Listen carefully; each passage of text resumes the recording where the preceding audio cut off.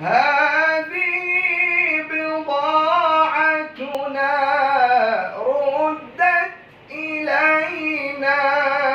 ونمير أهلنا ونحفظ أخانا